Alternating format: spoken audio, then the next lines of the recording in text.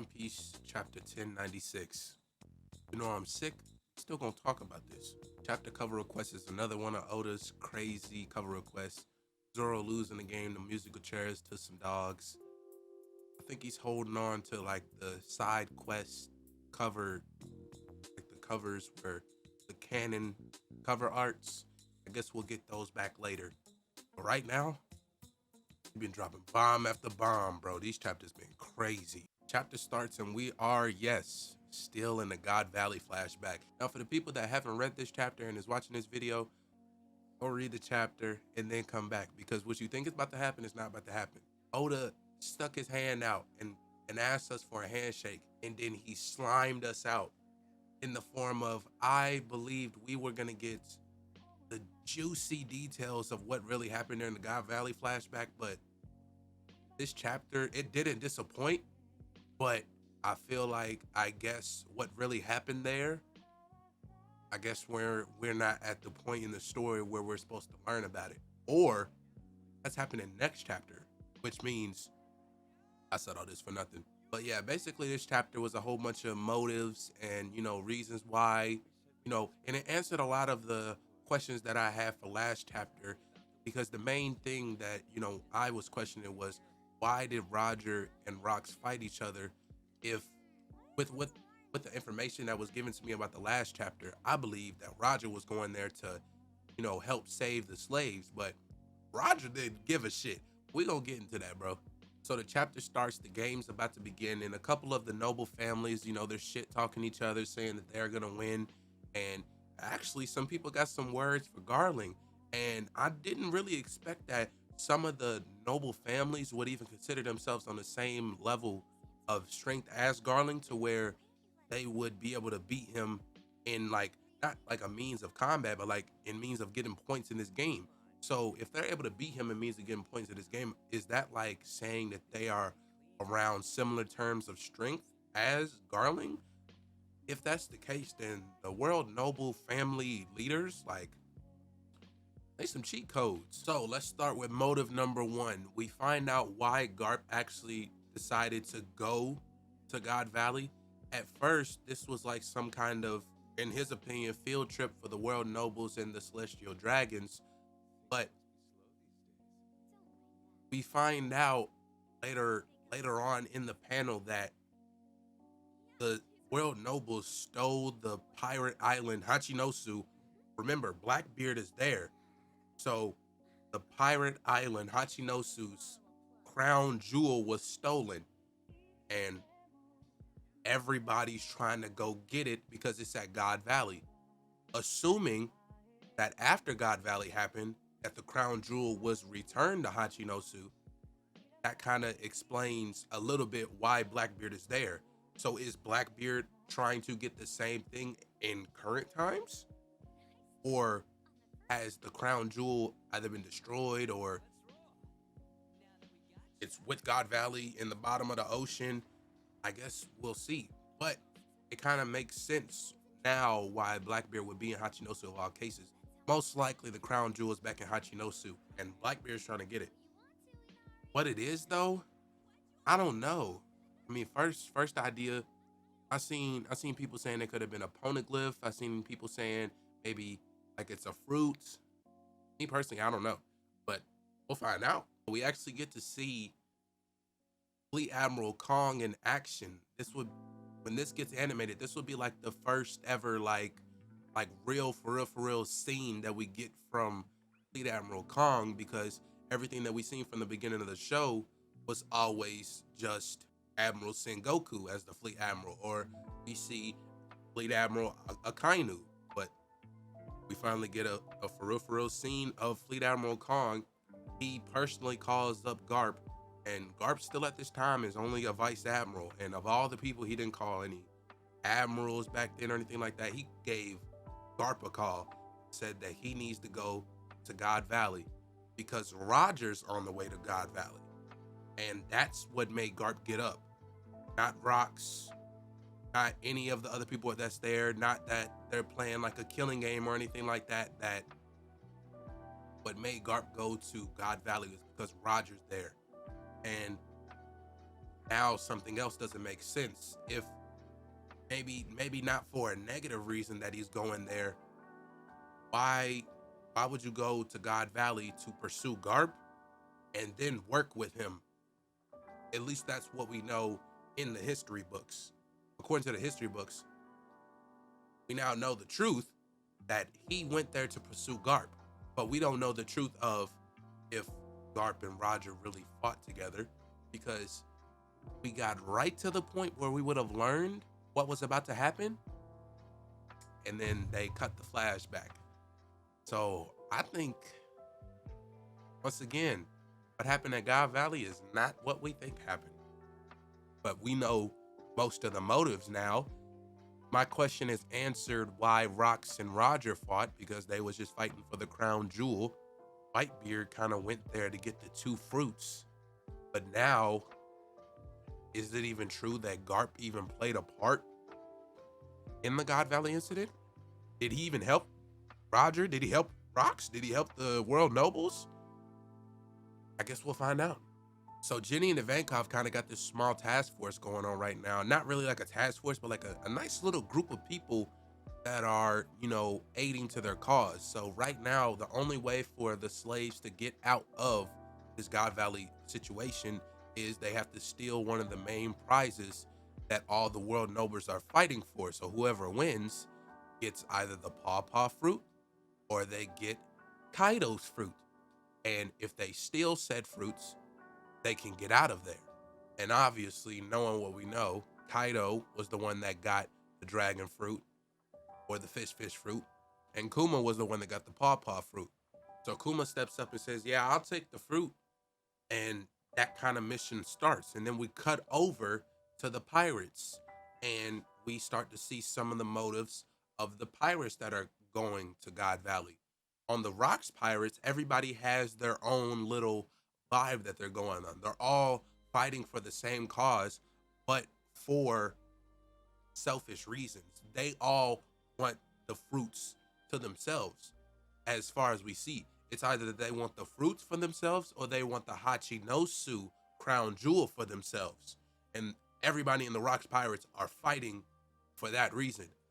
But Kaido is here. It seems like he wants something to do with Roger. We don't really know what exactly it is that he wants with Roger, but he's the only person that he wants to, and then it kind of goes to silence. I would assume kill or box or anything like that, but that's very interesting because we're gonna find out, right, exactly what Kaido wants with Roger. Because if we go back to the God Valley incident, all we have left is exactly what happened. Like, nothing else needs to be set up or explained. Everything is ready and waiting for us, because we know that the pirates are now there. We know that Garp's now there. The world nobles and everybody else is already there. So the setup is there. Now it's all we have left is the meet in the middle. As much as the motives of why everyone wants to play a part in the God Valley incident it really matters, I would say one of the most important panels would be this sequence that's happening right now. So Kuma and Ivankov actually find the fish fruit and the pawpaw fruit. They actually find it. But what's actually important is, Ivankov gets tackled by Whitebeard because, of course, Ivankov can't eat that fruit. Kuma has the paw fruit. Whitebeard tries to take it from Kuma. Kuma eats it. Oh, wait, that's Big Mom. That's not Whitebeard. I just instantly looked at the hat. I didn't see the little anklet and the polka dot. That's Big Mom, not Whitebeard. My bad. But what's actually important is that Jay Garcia pulls up on Kuma. Dolo punches him and, says his normal evil spiel, like, you wasn't even meant to be born. If you was going to be a slave, why are you even here? And we actually learned something very important. So Kuma says he wants to use the fruit, save as many people as he can, just like Nika. And then Jay Garcia says that's exactly why your race needs to be erased. And the first thing that popped up into my head was that, so the world noble took such a L from the void century from Nika, that any race that Nika helped out needs to get erased.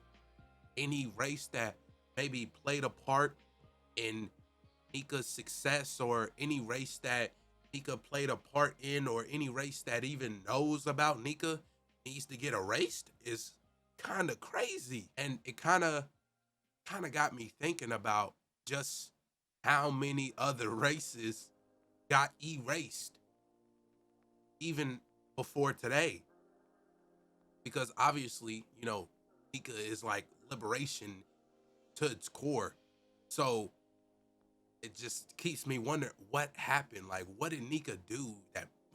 What did he do to make them that mad? So there's like a little, outcast scene where there's like some voice lines from Roger and Rox, and they're like facing off. He's like, hold on. They both like, hold on. So obviously they have to be like right in front of each other. And then the flashback ends. Then it cuts to another flashback. And I'm just like, you couldn't give us the rest of what we needed?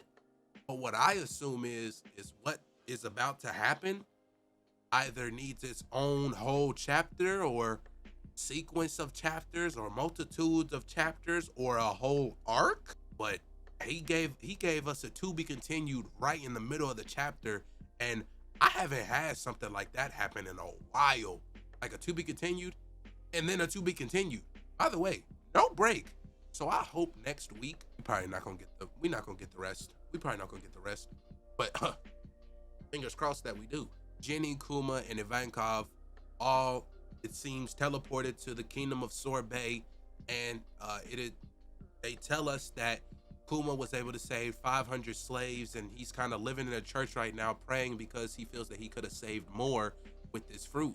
But honestly, with all the crazy strong people that was there at 11 years old, or the age that he was, I think like the difference between when he was a slave in the God Valley, it might have been when he was still 11 years old. Is no matter, he's still young. No, this is actually when he was 9 years old. He was 9 years old. I just remember later in the chapter, he was 9 years old when this happened. So for you to do all that as a 9-year-old kid, you ought to give yourself props. 500 people is a lot of people, bro. So Ivankov goes off to sea, and it's kind of like a bummer because we don't learn anything about Dragon, but like it wasn't confirmed or anything that Dragon played a part in the God Valley incident. But like it would have been cool to see something. But I guess Ivankov, leaves Jenny and Kuma. Obviously, Jenny and Kuma have to make Bonnie, so they stay in the kingdom of Sorbet. And Ivankov, I guess, groups up with Dragon in the future. I just wish I would have seen something, but I guess now is just not the time to learn about that either. Maybe there's gonna be a whole little sequence where we learn in the future. Maybe it's an Elbaf, or the arc after Elbaf where we learn about Dragon, because he's a big mystery, and even more than Roger and Rox now. We know more about Rox than we do Dragon. We know that Dragon is the leader of the revolutionaries, the most wanted man on Earth, and he's Luffy's dad, and Garp's his dad. That's it. And that he wants to meet Luffy. And that's it. I don't want to pull at any kind of strings or anything, but Ivankov says that Kuma's hands are the hands of liberation. Now, I don't want to go and see crazy theories or anything like that, but that could play a role into maybe making Nika overpowered or something like that.